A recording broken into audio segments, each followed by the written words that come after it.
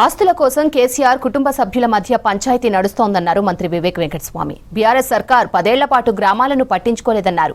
యాదాద్రి భువనగిరి జిల్లా అడ్డగూడూరులో advance technology centre కు శంకుస్థాపన చేశారు మంత్రి. కార్యక్రమంలో ప్రభుత్వ whip Beerla Ailaiah, MP Chamala Kiran Kumar Reddy, MLA Mandula Samel పాల్గొన్నారు. త్వరలో మరిన్ని ఏటీసీలు ఏర్పాటు చేస్తామన్నారు మంత్రి వివేక్ వెంకటస్వామి.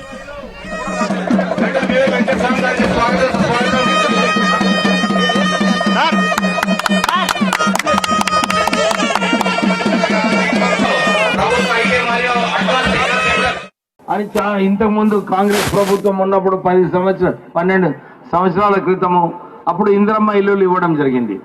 ఇప్పుడే శామ్యుల్ గారు చెప్పినట్లు ఇందిరాగాంధీ గారు అప్పుడు 71-72లో గరీబీ హటావో అని చెప్పి ఆ రోజులలో అసైన్ భూములు ఇచ్చింది ఇందిరాగాంధీ గారే.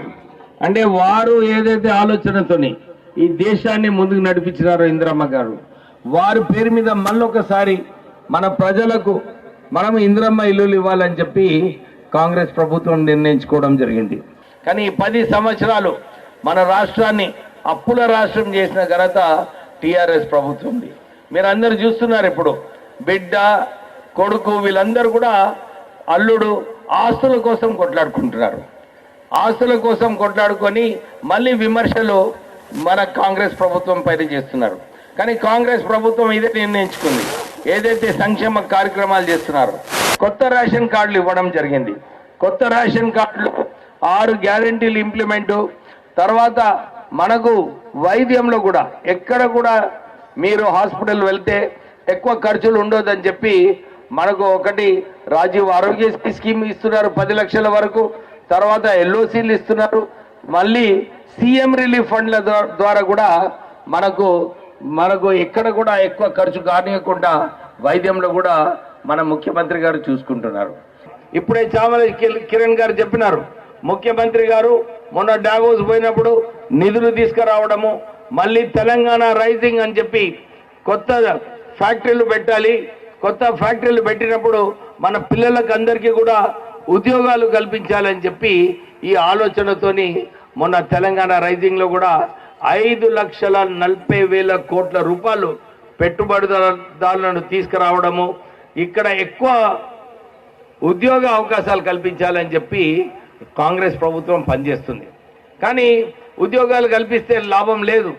ఎందుకంటే మనకు స్కిల్డ్ ఫోర్స్ కూడా అవసరం. ఈ స్కిల్డ్ ఫోర్స్ ఉన్నప్పుడే ఈ కంపెనీలలో మనకు ఉద్యోగాలు కల్పిస్తారు. ఆ ఆలోచనతోనే మనకు ఈ రాష్ట్రంలో ఇంతకుముందు నేను ఇప్పుడే చెప్పినాను 65 ఐటీఆర్లు ఉన్నప్పుడు అన్ని కూడా ఐటీఆర్లు ఎక్కడ కూడా నిధులు ఇవ్వక అవన్నీ కూడా పాడైపోవడం జరిగింది.